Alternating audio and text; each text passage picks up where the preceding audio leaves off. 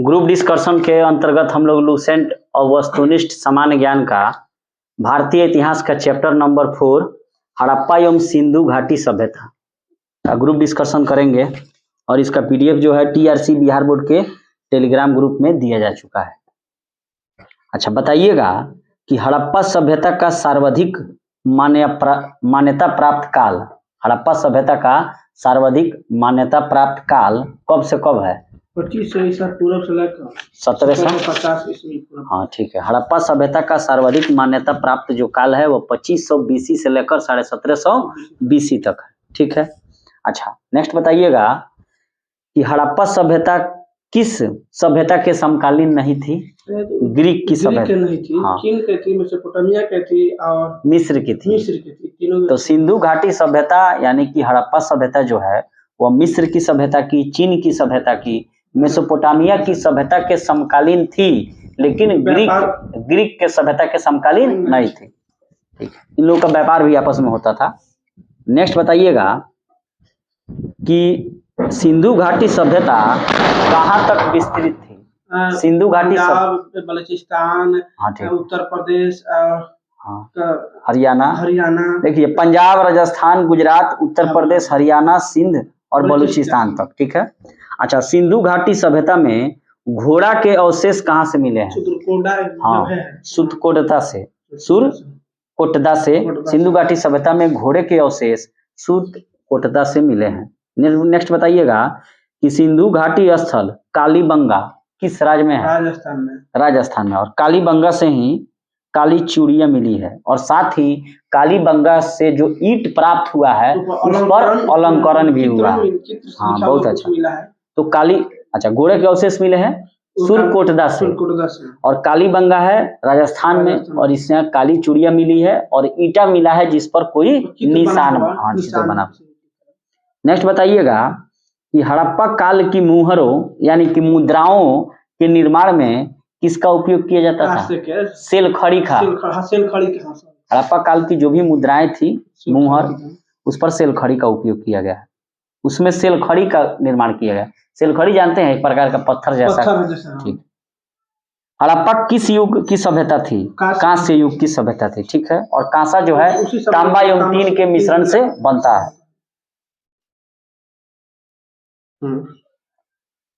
अच्छा, नेक्स्ट बताइएगा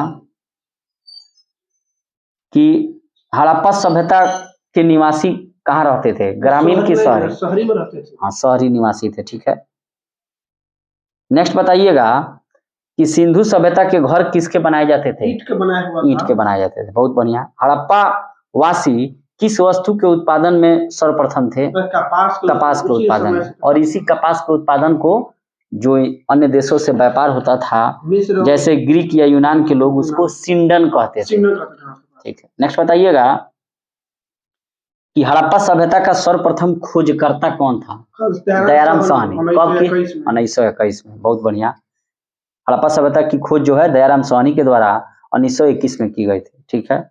और हड़प्पा रावी नदी के किनारे पंजाब के मोंटेगरी जिला में है। ठीक है। नेक्स्ट बताइएगा कि सिंधु सभ्यता का पत्तन नगर यानी कि बंदरगाह कौन सा था? लोथल। हाँ, लोथल जो है गुजरात में है और स्वतंत्रता प्राप्ति के बाद सबसे ज्यादा अगर सिंधु घाटी सभ्यता में कहीं स्थल की खुदाई हुआ तो गुजरात में हुआ। यह लोथल एक प्रकार का बंदरगाह नगर था और इसके घरों के दरवाजे सड़क के तरफ खुलते थे।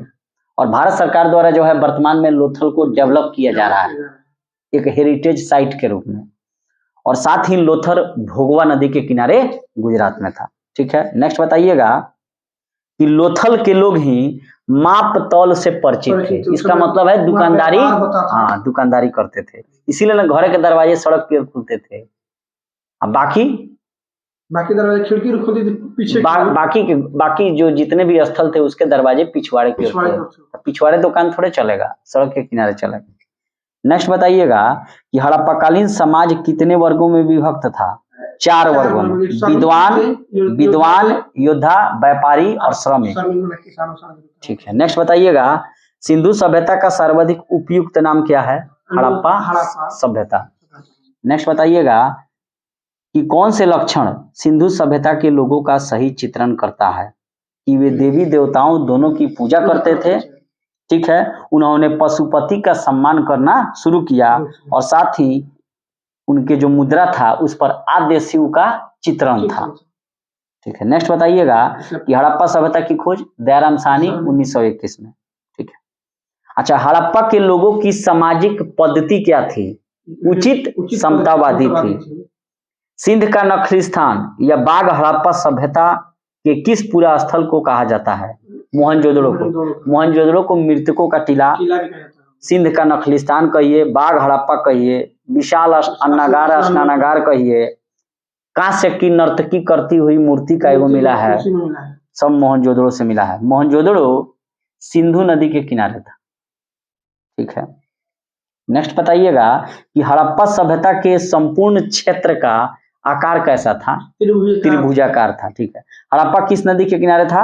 रावी। मोहनजोदड़ो सिंधु, लोथल भोगवा नदी के किनारे, कालीबंगा घग्गर राजस्थान में। नेक्स्ट बताइएगा कि हड़प्पा सभ्यता के अंतर्गत हल से जोते गए खेत का साक्ष्य कहाँ मिला है? कालीबंगा से। हाँ, बहुत बढ़िया। कालीबंगा जो है वहां से काली चूड़िया, जोते गए खेत के साक्ष्य, ईंट पर कोई निशान, जैसे आजकल क्या लिखाता है, ओके ईंट उद्योग, कोई नाम भी देता है कंपनी। हाँ, मोहनजोदड़ो कहाँ है? तो सिंध में। बृहद स्नानागार कहाँ पाया गया है? मोहनजोदड़ो में। सिंधु सभ्यता की मुद्रा पर किस देवता के समतुल्य चित्रांकन मिलता है? शिव का। हड़प्पा कालीन स्थल गुजरात में था, कौन? लोथल, भोगवा नदी के किनारे, बंदरगाह नगर था। मोहनजोदड़ो का स्थानीय नाम क्या था? मृतकों का टीला। नेक्स्ट बताइएगा कि हड़प्पा सभ्यता का प्रचलित नाम क्या था? सिंधु घाटी की सभ्यता। हड़प्पा सभ्यता का प्रचलित नाम सिंधु घाटी की सभ्यता। नेक्स्ट बताइएगा कि सैंधव स्थलों के उत्खनन से प्राप्त मुहरों पर किस पशु का सर्वाधिक उत्कीर्णन किया गया है? मतलब सिंधु घाटी सभ्यता से जो भी मुहर प्राप्त हुए हैं उस मुहरों पर सबसे ज्यादा कौन से पशु का? बैल का। हाँ, बैल का व्यापार करने के लिए बैल का, माने जो मुहर है उस पर सबसे ज्यादा किसी का छाप पड़ा है तो बैल का। हाथी भी था, हाँ, ठीक है। सिंधु सभ्यता जानी जाती है अपने नगर नियोजन के लिए, क्योंकि नगरें जो थी वे बिल्कुल चरकोर पर बनी थी, माने सड़कें जो था एकदम समकोण था, 90 डिग्री पर। ऐसे सड़क जा रहा है तो फिर ऐसे ऐसे भी जो सड़क आएगा एकदम 90 डिग्री पर, बताइए। और जल निकासी की व्यवस्था बहुत अच्छा थी। सिंधु घाटी सभ्यता में 2 मंजिले घर भी मिले हैं। विश्व का प्रथम शौचालय का प्रमाण भी वहीं मिला है। नेक्स्ट बताइएगा कि सिंधु सभ्यता का कौन सा स्थान भारत में स्थित है? तो लोथल, गुजरात में भोगवा नदी के किनारे, बंदरगाह नगर है। भारत में खोजा गया सबसे पहला पुराना शहर था हड़प्पा। भारत में खोजा गया सबसे पहला पुराना शहर हड़प्पा। भारत में चांदी की उपलब्धता के प्राचीनतम साक्ष्य कहाँ से मिले? हड़प्पा से। सिंधु सभ्यता के बारे में निम्न में से सही है, बताइएगा कि नहीं है, कि सिंधु सभ्यता के लोग लोहे से परिचित थे? नहीं थे। मातृ देवी की उपासना करते थे? सही है। व्यापार या वाणिज्य उन्नत दशा में था? ये भी सही है। नगरों में नालियों की व्यवस्था थी? ठीक है। सिंधु सभ्यता की उत्तरी सीमा मांडा में है, जम्मू कश्मीर में। सिंधु घाटी सभ्यता की दक्षिणी सीमा दाइमाबाद महाराष्ट्र में है, जहां से तांबे की रथ मिली है और साथ ही वेधशाला भी था। बताइए, सूरज चांद के बारे में देखने के लिए। सिंधु सभ्यता की पूर्वी सीमा आलमगीरपुर, हिंडन नदी के किनारे, उत्तर प्रदेश। और सिंधु सभ्यता की पश्चिमी सीमा सुतका गैंडोर, बलूचिस्तान में, जो पीओके में है। मांडा किस नदी के किनारे था जम्मू कश्मीर में? चिनाब नदी के किनारे। हड़प्पा में एक उन्नत जल प्रबंधन प्रणाली का पता चलता है, कहाँ? धौलावीरा। और धौलावीरा कहाँ है? गुजरात में है। हड़प्पा के मिट्टी के बर्तनों पर सामान्यतः किस रंग का प्रयोग हुआ है? तो काले रंग से डिजाइन किए हुए लाल रंग की मिट्टी है। देखिए, डिजाइन किससे किया गया है? काला, लेकिन रंग कौन सा है? लाल है। ये चीज याद रखना है, घुमा के प्रश्न को पूछता है। काले रंग से डिजाइन पूछेगा तो काला रंग होगा। इस तरह काले रंग से डिजाइन किए हुए किस रंग के बर्तन थे? तो लाल रंग। सिंधु सभ्यता के किस निम्नलिखित में से किस युग में पड़ता है? तो आद्य ऐतिहासिक यानी कि प्रोटो हिस्टोरिक में पड़ता है। और यह 39वीं बीपीएससी में भी प्रश्न पूछा हुआ है। अब बीपीएससी के बाद पूछा है यूपीएससी में। कि सिंधु सभ्यता में किस युग में पड़ता है, तो प्रोटो हिस्टोरिक यानी कि आद्य ऐतिहासिक। सिंधु घाटी सभ्यता की विकसित अवस्था में किस स्थल से घरों में कुआं मिला है? मोहनजोदाड़ो से। मोहनजोदाड़ो पर फिल्म भी है एगो ऋतिक रोशन का। सिंधु घाटी सभ्यता को खोज निकालने में जिन दो भारतीयों का नाम जुड़ा है उनका नाम क्या था? दयाराम सहनी एवं आर.डी. बनर्जी, राखलदास बनर्जी। रंगपुर जहां हड़प्पा की समकालीन सभ्यता थी, कहाँ है? गुजरात में रंगपुर। रंगपुर, लोथल और धौलावीरा ये सभी कहाँ है? गुजरात में है। हड़प्पा एवं मोहनजोदड़ो की पुरातत्विक खुदाई के प्रभारी कौन थे? सर जॉन मार्शल थे। बहुत वेरी गुड। हड़प्पा एवं मोहनजोदड़ो की पुरातत्विक खुदाई के प्रभारी सर जॉन मार्शल थे। अच्छा, किस पशु की आकृति जो मुहर पर मिली है और जिससे पता चलता है कि सिंधु घाटी एवं मेसोपोटामिया की सभ्यताओं के मध्य व्यापारिक संबंध थे? बैल का। ठीक है, और सबसे ज्यादा बैल का अंकन है। सिंधु घाटी के लोग विश्वास करते थे मातृ शक्ति में।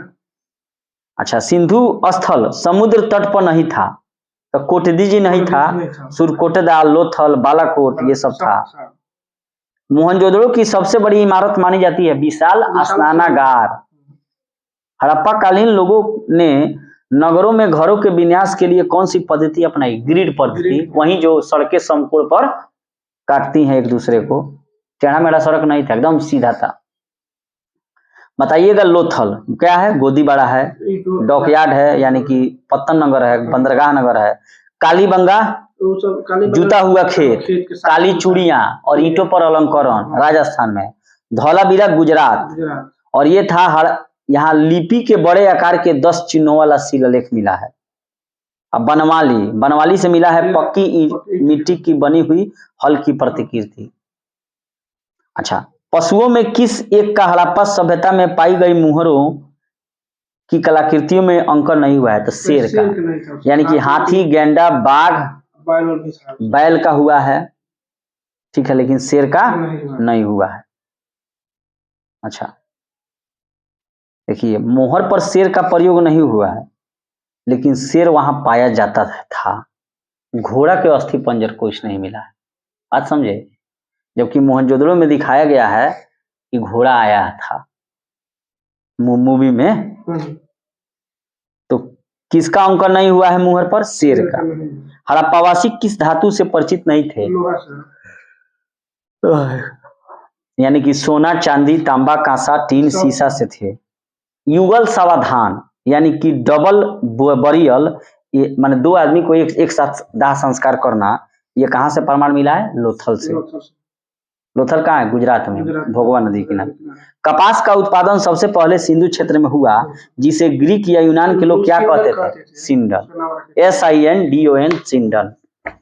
नेक्स्ट बताइएगा, हड़प्पा के काल का तांबे का रथ दाइमाबाद महाराष्ट्र, वहीं में वेधशाला भी मिला है और सबसे दक्षिणी बिंदु है हड़प्पा सभ्यता की।